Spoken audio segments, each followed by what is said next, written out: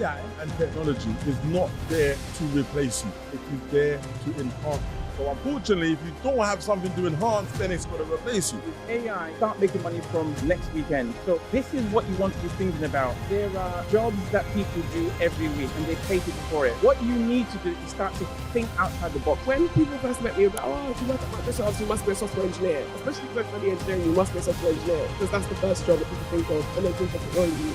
Jodie, tell me a little bit about yourself. I came to an event. I think you was working for Microsoft at the time. And then I know that you've recently left Microsoft. And tell the people where you're working now and a little bit about yourself. And then we'll go into questions. Hi, everyone. I'm Jodie Wellenaire. I was most recently at Microsoft as a data and AI specialist. But before that, I was studying systems engineering at the University of Warwick and joined Microsoft for a year for my year in industry placement sort of thing. So yes, I do have an offer to go back to Microsoft, but I'm currently in the summer before I go to my final year. So yeah, that's my background. No, lovely. We'll get straight into it in a minute. Sam, please introduce yourself. Tell the people a little bit about yourself and where they can find you and stuff. Yeah, hi. So my name is Sam Banjo. I'm a self-taught AI enthusiast. So that means that just like everyone else here, I was super curious, but the big difference was that I just put the time in, I put the money in, and I kept on learning. So my middle thing is all about curiosity. Anything I like, I follow it right to the end. So hopefully I'm going to come with a very practical and simple approach and one that I've applied to all my businesses over the years. Yeah, let's just get straight into it. From there, then you was talking about applying to your business. What is it that you are using AI for at the moment for your business? Okay, so in my businesses, because I've got more than one, it's all about scale. The first thing I do is I scale, meaning for everyone here, it means that I'm able to do other things and get the AI to do work. The sort of work that I would have got someone to do, pay, and then check, and then hope he comes in on time and hope he's not sick, and hope that when I have a brainwave at 2 a.m., I have to wait till 8 in the morning to send it out, and then he's on the train. AI, tell him right at 1 a.m., responds to you at 1:01 a.m. That sort of work. So, and then the banter, you can ask questions, and before morning breaks, you've got some clarity. So for me, AI is my buddy. Okay, so AI is like your personal assistant. Definitely. Virtual assistant. Team player, Bestie. never sick, never messes about. Never late. Never late, none of that faffing. I don't pay any NI, is loyal. You know, that is who AI is. So we've got a very good relationship. Love to hear it, love to hear it. Jodie, tell me yourself, are you using AI in your personal life or your personal business at the moment? Sure. So as much as I say I was a data and AI specialist at Microsoft, what my role was there was more as consulting and bringing AI tools from Microsoft into organizations. So in that sense, yeah, I encourage people to use it in general. For me, I use it as a tool in my personal life for anything I can think of. But I can talk about how I started off using AI in my personal life. So I was in uni, and this was during the big wave of ChatGPT becoming super mainstream. And I was in uni, and I was living, figuring out, living on my own, cooking, that sort of thing. So one thing that I did then, and I do to this day, was inputting spare items that I had in my fridge into ChatGPT and generating meal plans. So I have pasta, I have rice, I have tomatoes, I have this. Give me a list of meals that I can make over the week. I never knew ChatGPT I use does those ChatGPT things. for that. Gym plans as well. Like I want to create a 6-week plan of my gym. Like how can I get into it? Give me some ideas ChatGPT can generate. Because at the end of the day, it scrapes the internet. It gets data from sources. See, when you ask ChatGPT, look at my fridge, make me a meal, did you have to say, make you a certain culture type of meal? I mean, you can tailor it in that sense because if he sees, say, for instance, a piece of fish and some potatoes in there, it might just make fish and chips. It's like if you were to Google how to But you know, our thing, we might make a neck snapper or something else. You see what I'm saying? I guess you could tailor it even further. For me, I was keeping it very simple. If I was to say I have tomato, I have rice, I have this and that, help me put together a recipe for jollof rice, it would probably scrape the internet and give it to me. I use it for things like that. Or for even for when I travel, give me some ideas of where to go. So anything I would use Google for, typically, I could use ChatGPT for, other AIs. So when people come to me and say, how do I get into it? Instead of going super complicated and, you code this and build this and bring all these things in, you can start on a day-to-day, super simple things. What do you do in your day-to-day? What do you Google? How do I get there? Is there typically traffic on this road? Something you can use ChatGPT for because it scrapes the same sources that you would be using to get your information. So that's good to hear because I was really wanting to keep it basic, especially at Black Tech Day. I've taken all the intelligent people, yourselves and stuff, and I wanted to just dumb it right down and just say, listen, every day when I wake up, what do I use AI for? That's where we are. Everyone, we hear all these words, innit? Like AI and investing and, blockchain and all this stuff. but we just want to know, what do I use it for? Yeah. Like, yeah. So you would say preparation, save you time in preparation and stuff. Just for most little general admin things. Like if I write an email, I can just chuck the email in and say, does this make sense grammatically? It corrects it for me. Simple things in work and outside of work. It's really useful for just the little things in life. We keep it very simple. No, that's good. So me personally, I use ChatGPT, but I use AI for my Zoom meet. And then at the end, AI just says, here's your notes. And I'm like, yeah, thank you. And I just read the notes of the meeting. So you can use AI as a note taker as well. An example of that could be, for example, if you're in a meeting and you record the meeting and you have a transcript for it, instead of reading through the transcript and making your own notes, you can copy and paste the transcript into an AI tool. Break it down. So that's just an example. Simple example. Everything's about convenience. And one thing I wanted to highlight when it comes to using technology, especially AI, is that AI and technology is not there to replace you. It is there to enhance you. So unfortunately, if you don't have something to enhance, then it's got to replace you. But if you've got a skill, then you use it on top of your skill and it would enhance. Is that correct, right? Yeah. All right.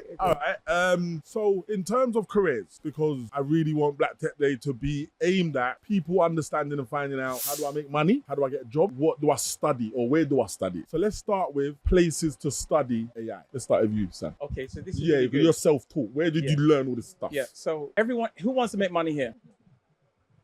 Right. Why ain't some hands up? Who doesn't want to make money? They should leave. You should leave. Let's keep this very, very, very real. With AI, start making money from next weekend. I said that, right? So this is what you want to be thinking about. I'm listening. There are jobs that people do every week. There are people who do jobs every week and they pay people for it. What you need to do is start to think outside the box. What does that mean? It means tap into your own personal curiosity. If you heard the last panel, I think it was Katrina was speaking about prompt engineering. What is behind prompt engineering is the way you think. If you have a very curious mind and you start to literally type out your curiosity, that is a prompt. That is your prompt. If your mind is onto music and lyric, that is your prompt. If your mind is onto fashion, that is your prompt. If your mind is onto poetry, that is your prompt. Don't look at somebody else's prompt. Look at your prompt. From your prompt, you will start to create wealth. So what do I mean? How do you connect these two? So there's always someone that you know, and I need you to take out a piece of paper or your phone and think of 5 people you know that always give somebody else a job to do. Write this up for me. Create this for me. Do whatever they ask people to do, write those things down and think of it and say, well, even though I don't know how to do this, how can I create a prompt on this? And I'll give you a very simple example. Someone says, my child wants to learn how to speak Spanish and you can't speak Spanish. You can become a Spanish teacher. Yes, you can, because all you need to do is find out what they want to know, i.e. say, what are the 100 most frequently asked questions that people ask when they go to Spain. AI will write them out for you. And then you get them in English and say, right, translate these things into Spanish for me, translate the questions and the answers, and it will do it all for you. Then you put it into an ebook, and then you take the first 5 and say, right, I have this free ebook. I'm going to give it to you. If you want to know what to say when you go to Spain, use this. If you want to buy the whole book, it's downloadable for £4.99. Imagine having 100 people buying that off you a day. That's 500 bags. Wake up! Wake up! Wake up! Come on! Wake up, people! This is what's going on. It's already there. But if you're dead in the mind and you're thinking of somebody else, you're not going to get anything with AI. There are 3 people that pay for AI. 1, government. And if you can't compete on a procurement level, then you're not going to be able to get in front door. It has to be back door, which means you need to subcontract into government. The second set of people that pay for AI are corporates. You heard them speak about Amazon. This lady is from Microsoft. They've got the big box. If you're not ready for that, then you can't get in through that door as well. The third set are the nomads. You get these SMEs. You get Joe, Billy, Mike. They've got £500 budget here, £300 budget there. If you're going to go for the £500 budget people, you need to go within budget. And that's why you drop your prices down to the £3, £7, things that don't hurt them. You write things like, it costs the same as a McD's. How much is a McD's? $6.18. Make your thing $6.18 or make it a penny less, cheaper than a McD's. Get people engaged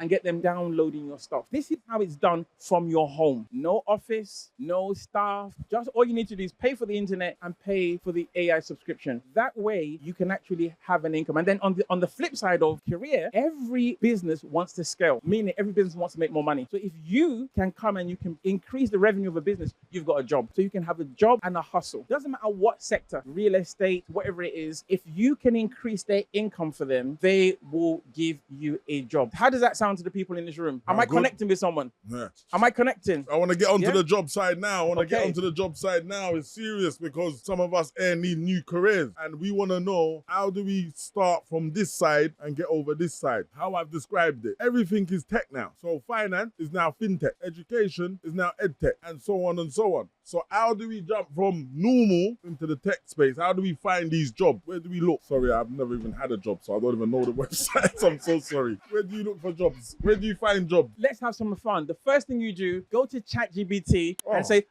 give me a list of 20 places where I can find jobs in tech, and it will give you. It's that easy. That's why I said, Just ask. just ask. ChatGPT everything. Just ask.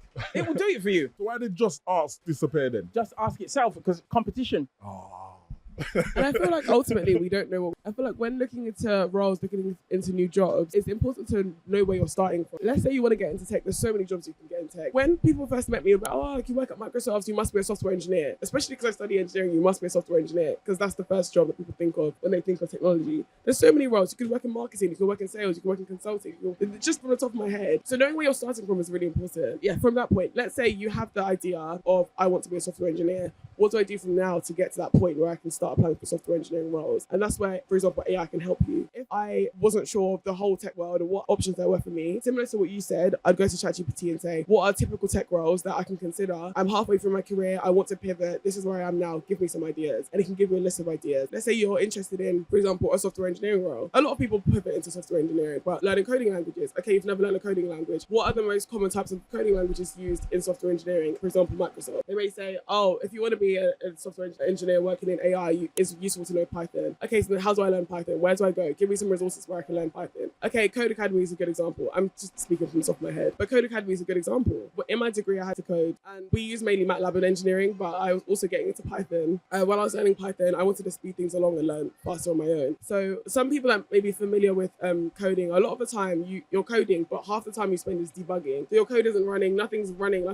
Why is it not working? And it gives you a headache. Like, why is it not running? So before AI, before ChatGPT, you'd be sitting at 2 a.m. scrolling through every line of code, making sure there aren't spelling mistakes, making sure you didn't miss a semicolon here and there. But now, when I was learning Python on my own, this was during the wave of ChatGPT. So I would just copy and paste my error into ChatGPT and say, where is the error? Within 3 seconds, it would tell me where the error is in my code. And not only will it tell me where the error is, but it also tell me how to improve for next time. So that's how I learned Python a lot quicker than I would typically. That's just one example. So yeah, maybe I want to upskill on Python. Maybe I want to upskill on C++ or Java. These are just coding languages I'm mentioning. But knowing what you want to aim for is the best start. And the way that you can figure out ideas, get ideas for where you want to start, is with the help of AI tools. And I say ChatGPT because it's the most easily accessible, at least in my opinion. It was the fastest growing application in history. In 2 months, 100 million users. ChatGPT is super easy to access. So the reason why we see such a massive growth in it is because now you don't need to be a data scientist or an AI specialist or all these type of people to get involved with AI. You just need to be able to speak and communicate and have a Google account. So you can go into ChatGPT. It's literally chat.openai or ChatGPT. You can just Google ChatGPT. Create an account. It's completely free and just get started. Play around with it. And that's how you can get into it that way. You come to realize it even gives you ideas of things that you can ask about. But from there, that's when you can have an idea of what you want to get into. So yes, starting a business is an amazing idea. Like, those are some amazing ideas. Or finding jobs in AI are great. But just figuring out how to use AI on a day-to-day can be a lot more powerful from today, from 10 minutes after this. You can get ChatGPT on your phone, you know? So from